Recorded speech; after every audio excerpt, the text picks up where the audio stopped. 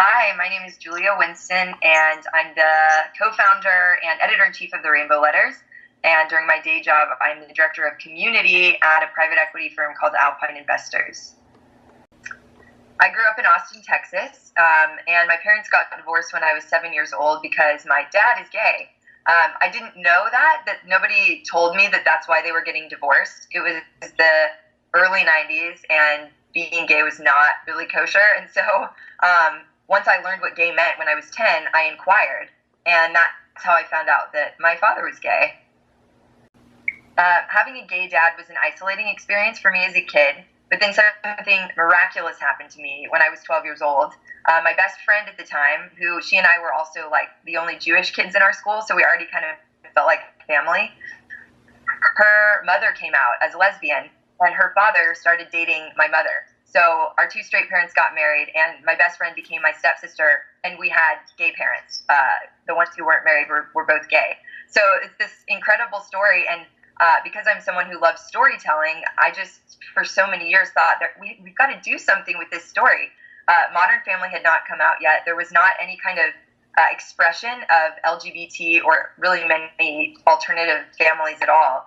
And so in college, I started writing about my experience in my family. I just thought it was one of the coolest parts of my life, and I wanted to share that with people. I noticed that it made people smile when I told them about my wacky family. And so I started writing all different sorts of things in college about my family. I wrote a one-act play. I wrote the pilot for a television show. I started writing a memoir, and it was really fun to write about my family. And then things shifted and the tone turned a little bit. When I graduated from college, my father's life partner, who he had been with since I was 7, his name was Mitchell, he passed away. And it was really devastating.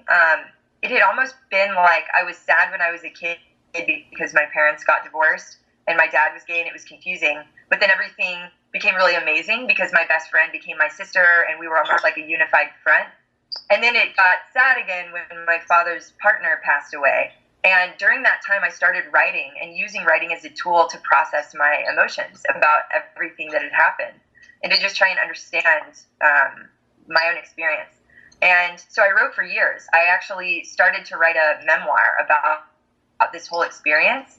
And then, and along the way, whenever I met other people who had a queer parent, I would get so excited because I was like, oh my God, we're like family. And I felt less alone. There was always some small part of me that goes back to childhood that just felt kind of isolated and lonely in that experience of having a queer parent. So when I met someone else who had one, I would get really excited. And that's when I met Zach Walls, who's one of our letter writers, and helped to get this project off the ground. When Zach and I met, we started talking about what our experiences were like having queer parents, and I had this epiphany. Oh my God, I don't actually want to write about my family. I want to hear about other people's families too, and have my story be part of a bigger story, which is the children of LGBT parents. We're like a community that's never been formed. So who are we? What are our experiences? So we started collecting stories from people, and the reason that we decided on the format of a letter is because anybody can write a letter. It's raw, it's intimate, it's accessible, and it comes straight from the heart.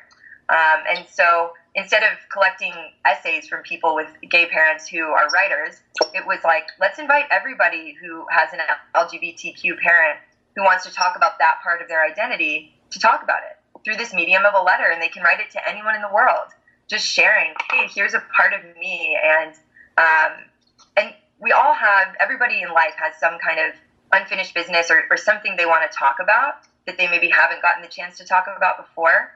And a letter is a way to identify, who is it that I want to be addressing myself to? Like, who is it that I have something I want to say to? And so we started collecting letters, and we got letters from amazing human beings of all ages and all ethnicities, all genders, all backgrounds, all walks of life, and started to really see a community form. And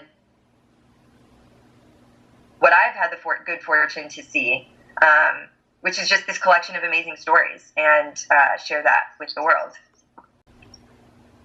This project really got off the ground in 2014, and at the time, everything was honestly going really well. Well, when we first started the project in 2014, there was a lot on the line.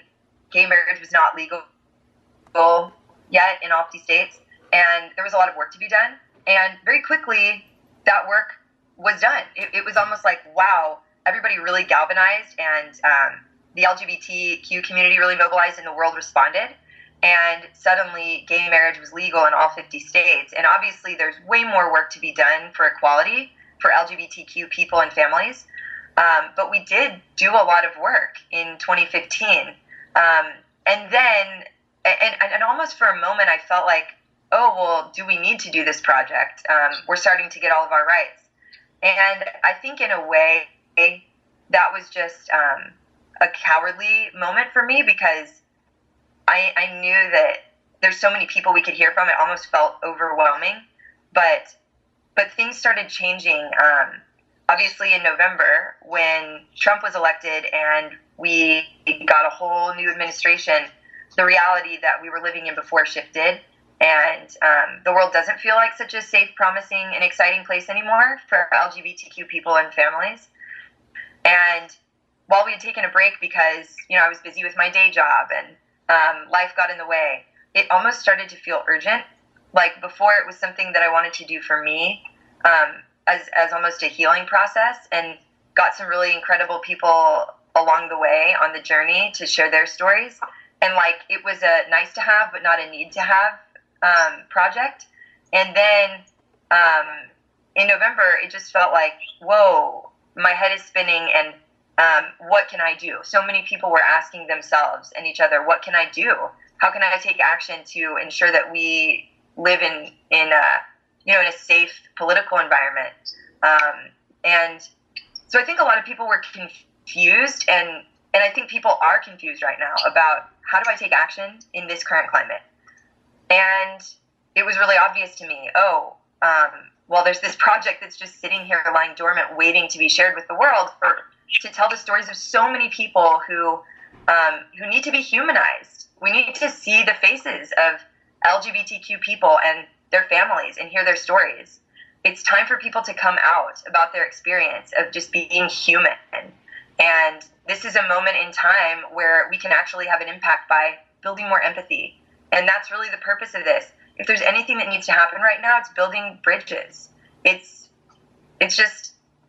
seeing people for who they are and accepting people for who they are and being an inclusive society. And that's the purpose of this project, is to share stories so that our hearts can get bigger individually and as a whole country.